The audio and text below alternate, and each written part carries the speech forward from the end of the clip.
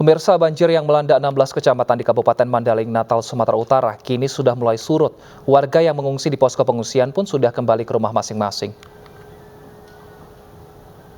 Untuk melihat kondisi banjir di Kabupaten Mandailing, Natal, Gubernur Sumatera Utara Edi Rahmayadi bersama Kapolda Sumatera Utara dan Pangdam 1 Bukit Barisan meninjau lokasi banjir di Kabupaten Mandailing, Natal menggunakan helikopter. Dalam pantauan udara terlihat kondisi banjir di Kabupaten Mandailing, Natal sudah mulai surut.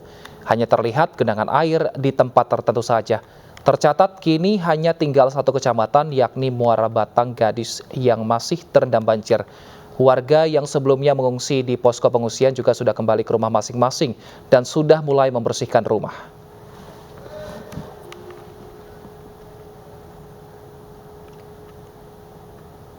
Lalu bagaimana kondisi terkini di Mandailing, Natal? Kami sudah terhubung dengan Kepala BPBD Mandailing, Natal, Bapak Subuki Nasution. Selamat siang Pak Subuki, saat ini masih ada berapa kepala keluarga yang mengungsi? Selamat siang Pak Wilson ya. Gini Bapak, ini memang dari 17 Desember kemarin kita terdampak banjir longsor Kabupaten Mandailing, Natal, hampir seluruh kecamatan kita memang kena. Tapi alhamdulillah di hari kelima cuaca kita sudah mulai bersahabat, sudah mulai cerah. Kondisi rendaman pun sudah kisaran 3 sampai 50, itu pun di kecamatan Muara Batang Gadis. Begitu Pak Wilson. Baik, saat ini akibat banjir apa saja yang terdampak Pak? Apakah sekolah dan juga lahan-lahan warga, pertanian dan juga rumah-rumah rusak di sana akibat banjir? Iya, memang begini Pak Wilson, akibat dampak banjir ini memang semua prasarana dan sarana sosial kita, baik perumahan, sekolah, komunitas, dan pertanian perkebunan, semuanya terdampak Pak Wilson. Hampir di 8 kecamatan Pantai Maras. Baik, banjir ini di sana apakah memang banjir tahunan atau baru kali ini aja terjadi Pak? Memang ini Pak Wilson banjir tahunan, tapi kita dari prediksi kita, pantauan kita 20 tahun terakhir inilah yang terdapat bukan banjir ini. Hampir merata di 8 kecamatan untuk Pantai Maras. Baik, penyebabnya apa ini Pak kira-kira 20 tahun sehingga sekarang mungkin lebih parah? Apakah memang sungai yang luapannya cukup besar atau hujan yang cukup deras terjadi di sana Pak Subuki?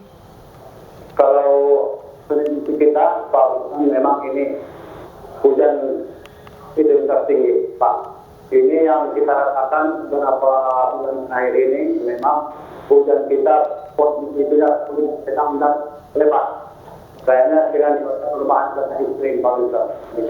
Baik, Pak Subuki, ini kan diperkirakan sampai awal tahun depan masih musim hujan. Apa antisipasi dari pihak BPBD agar mungkin warga lebih siap ketika banjir datang, Pak? Ya, sebulan kemarin memang kita tetap yang koordinasi dengan BPBD pusat, Bukti dan BMKG. Kita memang sudah banyak peringatan dini pada ini. Turunnya ini memang kita turunkan ke bawah, kecamatan ke desa, untuk tetap selalu berjaga. Pada saat terjadi nanti musim banjir, penyelamatan jiwa yang belum bagus. Jadi kita memang terapkan di bawah. Baik, terima kasih Pak Subuki Nasution. Kita harapkan di sana semoga ketika pun hujan tidak sampai banjir sehingga tidak menimbulkan korban dan tidak menimbulkan pengungsian. Terima kasih Pak Subuki Nasution telah bergabung bersama kami di iNews Siang. Assalamualaikum warahmatullahi wabarakatuh. Waalaikumsalam. Kita ke informasi lainnya pemirsa, di mana tidak hanya wilayah Indonesia yang terendam banjir, tapi banjir juga terjadi di sejumlah wilayah di Malaysia. Banjir kali ini dinilai yang paling parah, bahkan menimbulkan korban jiwa. Banjir yang cukup parah terjadi di Selangor dan Pahang. Banjir terjadi karena derasnya hujan di akhir pekan lalu. Akibatnya sebagian jalan lumpuh karena terendam banjir, serta beberapa rumah warga rusak. Hingga kini jumlah korban tewas mencapai 14 jiwa dengan rincian 8 di Selangor dan 6 di Pahang. 71.000 orang juga terpaksa mengungsi. Warga ditampung di gedung-gedung pemerintahan. Bantuan untuk korban banjir terus berdatangan, namun warga masih akan mengungsi hingga banjir surut.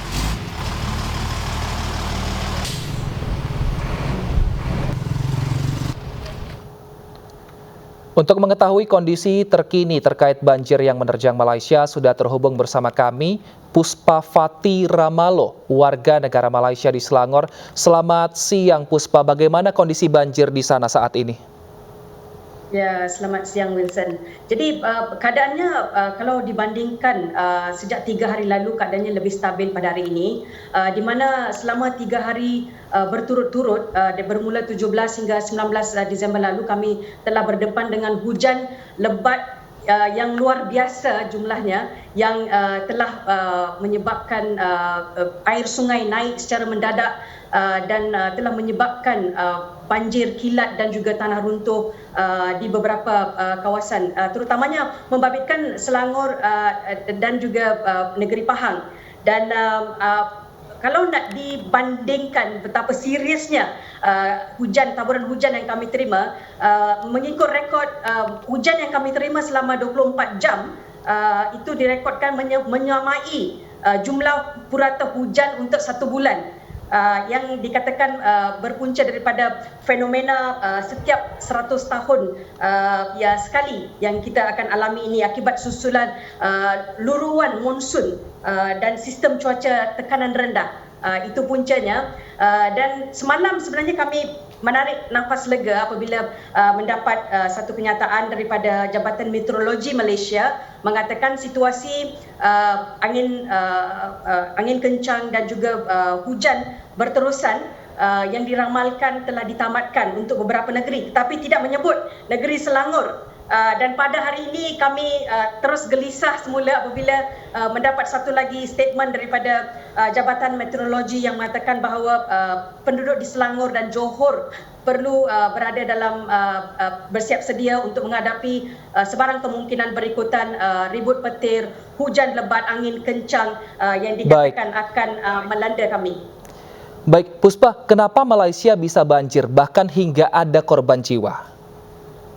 Ya, setakat ini sudah ada 27 korban akibat daripada banjir yang berlaku di Malaysia, dan apa yang membimbangkan kami adalah jumlah ini akan terus menunjukkan peningkatan kerana ada mangsa yang melaporkan hilang, belum lagi ditemui dan sebagainya. Dan mengapa adalah satu soalan yang begitu baik, di mana kami rasakan di Malaysia ini pembangunan terlalu banyak di kawasan-kawasan hutan. Kawasan hutan diteroka, pembalakan berlaku secara begitu berleluasa tanpa tidak terkawal atas alasan untuk pembangunan, untuk alasan pertanian dan sebagainya.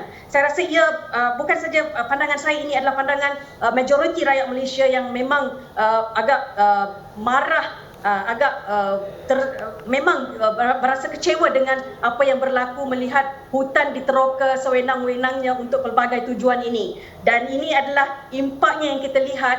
Mungkin kalau hutan kita dijaga dengan baik, apabila hujan lebat berlaku sekalipun, ia mungkin tidak akan menjadi seserius ini, tidak perlu mengorbankan nyawa dan sebagainya. Baik, Puspa, bagaimana dengan bantuan untuk korban di sana dan apa yang diharapkan oleh warga negara Malaysia? Ya, begitu banyak bantuan yang disalurkan, terutamanya sukarelawan di kalangan rakyat Malaysia sendiri yang menjadi orang pertama sampai menyampaikan bantuan dan sebagainya. Dan kerajaan Malaysia melalui Perdana Menteri kita, Ismail Sabri Yaakob, telah mengumumkan peruntukan 100 juta ringgit untuk disalurkan kepada negeri-negeri yang telah terbabit dengan banjir ini, di mana untuk membaik pulih rumah-rumah yang rosak dan juga infrastruktur kita. Dan juga bantuan ringgit Malaysia 1,000 akan disalurkan kepada setiap satu keluarga. Tapi selain daripada itu, ketika ini bantuan-bantuan seperti makanan, air bersih, pakaian dan sebagainya sedang disalurkan kepada mangsa-mangsa banjir yang ditempatkan di kawasan-kawasan penempatan sementara banjir ini. Dan mereka yang masih terperangkap di dalam kawasan rumah juga sedang disalurkan bantuan-bantuan ini. Kerana kita masih ada ya di Taman Seri Muda di Selangor yang masih terperangkap di dalam rumah masing-masing. Dan bantuan-bantuan seperti yang disebutkan tadi, termasuk juga seperti lilin dan sebagainya sedang disampaikan kepada mereka. Baik, terima kasih Puspa Fati Ramalo, warga negara Malaysia. Kita harapkan banjir di sana segera surut sehingga warga bisa beraktivitas kembali seperti biasa. Dan semoga tadi apa yang kita bicarakan didengar pemerintah Malaysia. Terima kasih, sehat selalu Puspa.